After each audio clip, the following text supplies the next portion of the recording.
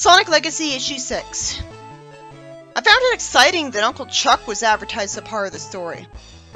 Of course, Tails would have to be there as well, but they didn't have to have Chuck there as well. I assumed that since this comic was trying to be just like the games, there'd be no indication of what Sonic's family even was. I didn't know they had the audience of Saturday M in mind at all. The text box of the first panel says that Sonic's flying his plane in pursuit of Eggman after barely escaping from a battle with Alep. What the hell is Alep? Is that a robot I've never heard of?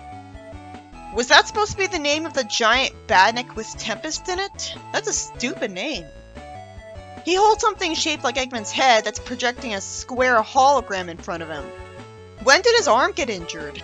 It's impressive that the writing's trying to be realistic because his arm's bandaged after his last fight, presumably with a bandage in a glove compartment of the plane. But why would only his arm be hurt, and only in the sense that it needs a bandage around a small part of it? If I look back at all the ways he got hurt last issue, he fell twice, like on his head, and he got smacked into the wall, which smacked his whole back into a hard surface. That hurt a lot more than just a little part of his arm. Only rings healing him would explain him not being as hurt as you'd expect from all that. So how did they miss his arm? I guess he ran out of rings before they could heal a small part of his arm. Which I don't remember looking hurt at all last issue. It wasn't. And even when he was flying that plane at the end, his arm wasn't hurt or bandaged.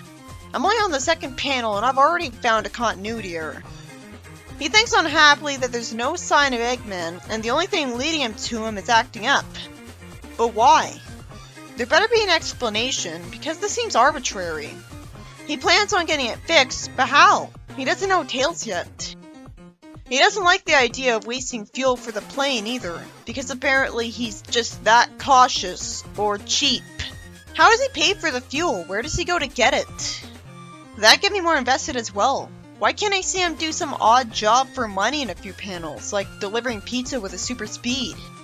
He has no reason to be cheap because he'd make a lot of money off tips from that, and he could do that anytime he wants. It is easy enough to think of how Sonic pays the rent, even if the government isn't paying him for fighting Eggman. But that makes it all the more confusing that we're never shown it. Then he smiles and says the Mobotropolis is up ahead. That exists in the Sonic Legacy universe? This would have been a lot more shocking if the second page hadn't blatantly spoiled for everybody that Chuck's gonna be in the story. Obviously it's a good thing, but it still came out of complete nowhere when it was stealing everything from the games at first. Now all of a sudden Chuck's in this universe and isn't a Robian when we just saw Sonic's first adventure. As if it's the reboot. When Chuck is a Saturday M character, so this is the Saturday M fan service. Why on earth would anyone want to imitate the reboot? The kind of hardcore Archie Sonic fans that see a point to Archie Sonic online instead of being happy with just the reboot are not the kind of audience that would appreciate something imitating the reboot. What's the audience for this? Sure, it's nice for Chuck that he's not a robot, but I always loved that he was a robot when it meant he could spy on Robotnik and look more different from Sonic. If he's not a robot, it misses a lot of the appeal of the character. You've already got Tails to be an engineer, so what do you need Chuck for? You already have Tails for someone to be really nice to Sonic. Oh, and Mobotropolis is on West Side Island. Real impressive. It's bad enough it's stealing its ideas from the games, and now it's taking things from the reboot too. It's so lazy. If I had read this issue before the reboot, which I would have done if the first issue of the comic didn't bore me to death, I would have been impressed by this, from reading all the way up to this point. Because I'd never imagined it was a reference to the reboot of all things. But no, not even this is creative. It wouldn't take much effort to be more creative than this. You could have Mobotropolis on Angel Island, or Carnival Island, you know, the location of Knuckles Chaotix. What's to be scared of? It's a fan comic. Nothing is happening in the plot. How many pages has this been? Why is Sonic merely walking? He looks sad while saying that 7 miles isn't too bad. Apparently. Does the sad expression imply that he was literally walking that whole time? What Sonic fan would think of Sonic as walking instead of running? He ran perfectly fine last issue, so don't give me that he's injured nonsense. Like, if it was even possible for him to not have the stamina to run, how would he be able to handle running at Sonic speed without immediately using up all of his energy and passing out? Is he so desperate to not waste fuel in its plane that he's fine with walking instead of landing it where he wants to go? Again, he can get money anytime he wants. Like, all he'd have to do to get hired for being a delivery person is just demonstrate his super speed right away. He remembers being petted on the head near a thrift store as a kid, and thinks that it's been forever since he was last here. Why would that be? And he remembers holding hands with his mother as he thinks that the city always let him see new things. Seriously, why would it have been forever since he was here? I never expected this comic to even show Sonic's parents because it was trying to be exactly like the games but with a fan character in it. Him having a home city that he's still fond of is completely at odds with him being a drifter who goes from island to island for no reason. Like, that implied he didn't have any kind of home. Sonic hides behind a door while a brunette woman tells Chuck, if only he knew how much of a hothead she's become. What, is she talking about a kid? Why is she saying ye? Because it certainly doesn't look like Rosie. He says that she should be grateful she's so full of vigor because that's the mark of someone who cares. And she can't help but worry because it's her job. Who is this woman? Why aren't we told this from the start? Is this Chuck's wife? It's baffling that we aren't gonna learn what this conversation was about in this issue. He happily greets his uncle and hugs him. And she happily says she'll call soon and that he has catching up to do. If he's happy to see him, why the hell did he spend so much time away? He'd miss him. He's still a teenager, and teenagers aren't legally allowed to spend so much time alone away from their parental figure. He likes him, so it's not like he ran away because he hates him. Chuck clearly isn't abusive here because he feels sorry for him for being banged up. I do find this pretty heartwarming, but I'm so confused. Sonic asks Chuck what he's been up to because his mother hasn't heard from him for a few months. What's Sonic been up to? A teenager wouldn't be allowed to just travel from island to island alone, right? There's a reason I assumed he was an orphan in this comic like in the games. This really feels like the whole concept of Chuck being in this comic was thought up in literally this very issue. It was just a last-minute idea to humor some fans. Chuck says he's been wrapped up in several projects, like a high-tech aircraft. Sonic says his place is looking rough, and Chuck says that Sonic never cleaned his room, and Sonic goes on to say it wouldn't hurt him to sweep every once in a while. Chuck tells him to catch something. Sonic explains what happened to hurt him, and expects me to believe that badniks were what hurt him, when he never looked hurt by them before in the comic. Sure, he was hurt in issue 2, but I never saw the badniks hurt him there either. Came out of nowhere. He screams in pain, and Chuck says that letting his wounds get infected would be even worse. What wounds? This came out of complete nowhere. Why the hell doesn't the comic cut past him recapping to Chuck what he did? It's not like Sonic's providing any interesting perspective on those events. He's just saying what happened. It's almost like the recap is just there for padding. The name Eggman rings a bell to Chuck rather than instantly reminding him completely of who he is. I guess because he knows him like in Sad AM. But then why wouldn't a name like Eggman immediately remind him who he is? And Chuck suspiciously says excuse me and goes to look outside, asking where his assistant who runs errands for him is. His assistant's supposed to bring back some machine parts. Why doesn't he do that himself? Is he lazy? I guess he's too busy. Then a woman who's totally not Rouge and a red bow tells him that his assistant's being attacked by a big monster that's gonna gobble him up. It's nice of her to warn him about this. So I'm guessing the assistant is Tails, right? Who else would it be? The story's getting me pretty invested for this comic just by having Chuck in it. And having Sonic be relatable by interacting with a parental figure, like a normal person. But I'd be a lot more impressed if I wasn't impatient and bored by the horribly slow pacing. Almost nothing has happened in this plot.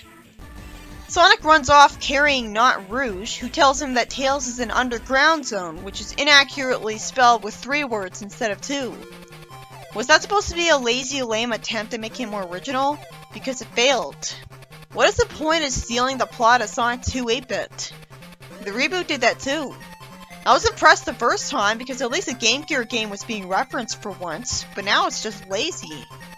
Sonic hops into a minecart and lets it crash, and finds Tails telling a giant antlion robot to get away from him. It makes sense that Tails would be Chuck's assistant, but it would have been heartwarming to see Chuck meet Tails for the first time. We better get to see that, or that'll be completely pointless. At that point, what's the point of Sonic first meeting Tails this way, instead the canon way, where he finds him as a bullied orphan in the woods and says he'll be his friend? Instead he's just being introduced to him as yet another person being threatened by a robot, which won't teach him to be impressed by him. See, even Sonic says, pick on someone that can fight. So this is teaching him Tails can't fight. Why doesn't Tails just fly away from the robot? How stupid would he have to be not to? He wouldn't still be in danger at this point. He would have long since gone home by now. Has he not accidentally learned that he could do something as unintuitive as fly yet? That would make sense. So with Chuck out of nowhere asking what that robot is, because apparently he already caught up to Sonic here despite Sonic's Sonic travel. It'd be cool if it was explained that he had Sonic speed too, but that'd be brilliant writing. Tails says he can't hold on much longer, and Sonic spin dashes over to him and saves him. I thought he'd fall and learn how to fly. Sonic complains about some sand as the robot's gaining up on him, and suddenly it turns out that Tails does know how to fly. So why the fuck didn't he just fly away from the robot instead of needing to be rescued? That's stupid!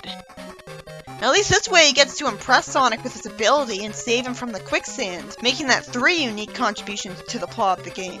If the plot's gonna be this unique though, why don't they just make it a different robot while they're at it? Tails wasn't rescued in the first level of that game. The whole excuse for the plot of that game was that Tails was kidnapped by Eggman. Already this isn't the same plot anymore. They're just using the level because they're lazy. I hate that Tails' text bubble, "Are you sure?" is to the left of Sonic's text bubbles, because that means I read it first. Sonic tells him to throw him at the pillar, so we've sent it into a robot, destroying it in a unique way. Why make it look like the antlion robot then? The boss fight was nothing like it. Where's the bouncing balls? You might as well go all the way and make the plot actually be original. Using Underground Zone is more than enough of a nostalgic reference for me, so you don't need to have the antlion robot while you're at it. At that point it just looks lazy, and what's the point of that? It's explained why Tails was there, fortunately. Not Rouge says that she's sorry she made him take a dare. At least she apologizes, but what is the point of this character existing? She looks better than Tempest by a long shot, though. At least she's based on Rouge, so I know what species she is. I mean, because of the blue eyeshadow, and the fact that she's white-colored.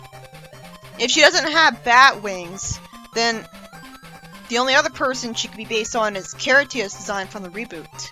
Tails says that he was dared to cross a broken pillar over the sand pit that they're apparently familiar with as citygoers.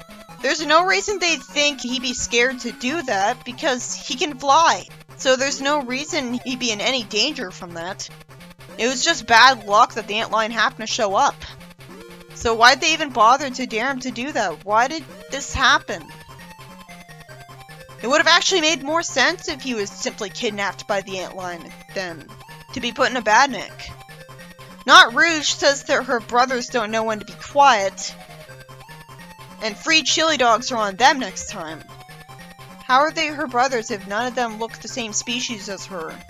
I guess her father isn't of the same species as her, and she has a stepfather that's also of a different species, so one of them's her stepbrother. The blue guy behind her reminds me of the shitty reboot redesign of the wolf from Tails Sky Patrol. Is he literally supposed to be him? I say shitty because he's blue. I wish he was a real wolf color. Tails asks them to please not call him Tails, and yet they walk away ignoring him instead of apologizing and promising to never call him that again. I don't get it. First they acted really remorseful for getting him in danger, implying that they're his friends, which was creative, but now all of a sudden they're supposed to be his bullies? Bullies wouldn't... They're already in the mood to apologize for calling him Tails because they're worried that he was gonna get killed because of them. Why would they not respect his wish and use the name Tails to tease him instead? Sonic asks what's wrong with that name, being open-minded. Chuck, on the other hand, calls him Miles just fine and introduces him as a prodigy with machines. Sonic says unhappily that Tails fits him way better, and thinks that the kids are just jealous. It never occurred to me until Sonic ran away carrying Nut Rouge that she was supposed to be a kid. I always saw them as teenagers. What kind of a kid would wear blue eyeshadow? I mean, if she's supposed to be a kid, wouldn't we assume that she's supposed to be the same age as Tails? Like 8 years old? Chuck says that Sonic might be a daredevil, but he graduated early, so the two of them could learn from each other as a result. Wait, huh? Sonic's not book dumb like he always is? At first I assumed he was talking about Tails, because it makes sense for Tails to graduate early, because that's why he's not in school, and Tails is a genius. But why would he say the two could learn from each other if it was Tails who graduated early? And again, Tails isn't really being a daredevil by doing this, because he can fly anyways, out of any kind of dangerous situation. And Sonic is much more known for being a daredevil. So he's talking about Sonic. So that's supposed to be why he's allowed to be a drifter instead of being in school. He graduated early. Considering how surprisingly smart AOSCH Sonic is, where he knew how to build entire machines at Sonic speed, like a race car or a giant slot machine that sends water at Scratch and Grounder, or something to fling a giantism antidote at Tails, maybe that version of Sonic is an engineering genius himself. So the idea of a Sonic being surprisingly smart isn't out of the question. It still comes off as a hand wave out of nowhere to try to fill in a plot hole with the franchise, because Tails was always supposed to contrast Sonic by being smart. But anything's better than not trying at all. This makes more sense than him never being in school. If Sonic wasn't that smart, he would have been killed by Eggman a long time ago. This kind of flies in the face of how consistently incompetent and buffoonish he was being in this comic though. He kept getting smacked around by the wrecking ball because he stood there talking instead of paying attention. If anything, I was thinking that this was the dumbest Sonic since the reboot. But there's a difference between good common sense, which is a much more applicable form of intelligence, and being willing to work hard at school and memorize information, which is how you get really good grades and graduate early. Those are two separate kinds of intelligence that don't have to go together. If Eggman had common sense, he would have had Sonic killed in his sleep at midnight a long time ago. Remember when Sonic was taking a nap before Tails' plane crashed in SA1? If Eggman had common sense, he would have sent a robot to secretly follow him, wait for him to start napping while hiding, and inject him with poison. It was nice to see Tails and Sonic fist bump, and Tails says he was cool there, but Sonic waters it down by being arrogant. The fact that they're not alone together, Sonic can't pay as much attention to Tails because Chuck's here. Like, that's not how you would imagine their first meeting to be.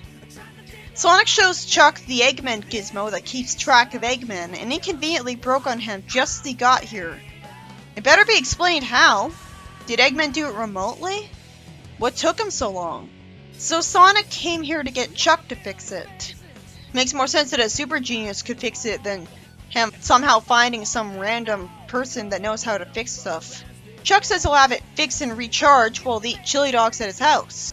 I guess Eggman drills through the wall with his Eggmobile here, and he discovers what happened to his antlion robot.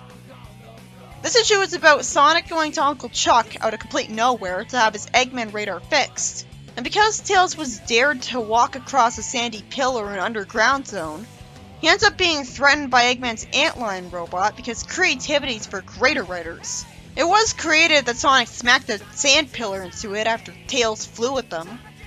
But if the plot in general was going to be that different, there was no reason the writer couldn't have made a different robot entirely and changed the name of Underground Zone while he was at it to make it feel truly original.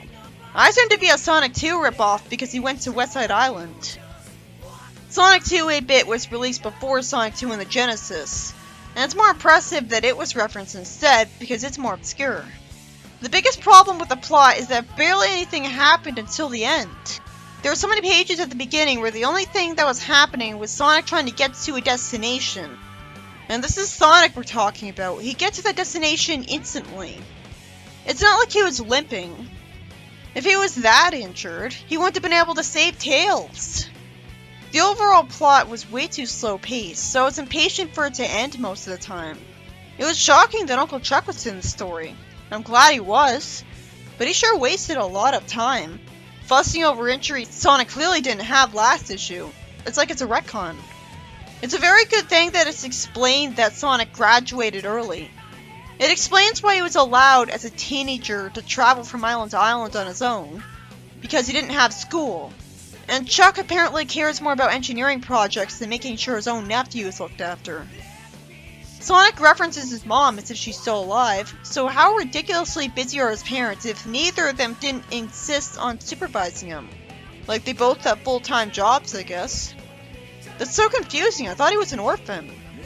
And we see his mother holding his hand in the flashback and him being petted, so they aren't neglectful workaholics that don't care about him, which would explain why he's so distant from them to the point where he'd want to travel to those islands alone, instead of just looking them up on the internet. But I guess they're the most lenient parents in the world, just trusting him to go from island to island on his own as a reckless teenager. Maybe they don't have money to send him to college, so that's why he's not there, where you'd think he'd go after graduating. Maybe they'll think he's better off being a delivery man of some kind to actually take advantage of his speed. It was heartwarming that Sonic was with his uncle, and it seemed really relatable that he was in his house and being cared about by him. I felt like this was the kind of thing that the reboot didn't have nearly enough of because Chuck was a severely ignored character, as was Mobotropolis as a place. All with the excuse of world building instead, when it doesn't count enough to be worth all that focus when you're just showing that, go figure, the world has all the same places that Sonic Unleashed. It was impressively creative that Chuck met Tails and made him his assistant before Tails met Sonic, and they managed to squeeze in the fact that Tails gets called Tails because he's being teased. But it's confusing because the kids still care about his well-being, as it turns out. They don't want him outright dead because he has two tails, which is what a lot of people would imagine, like at least from fanfiction. And yet he's still being bullied? So why would they keep calling him Tails if he doesn't want them to? They were just worried about him. Why don't we get to see Chuck meet Tails for the first time? Which would be sweet, and actually take advantage of this new idea. Oh, right. The reboot had Chuck know Tails before Sonic, because Sonic wasn't childhood friends with Antoine Tails. There were a couple of things that legitimately impressed me about this issue.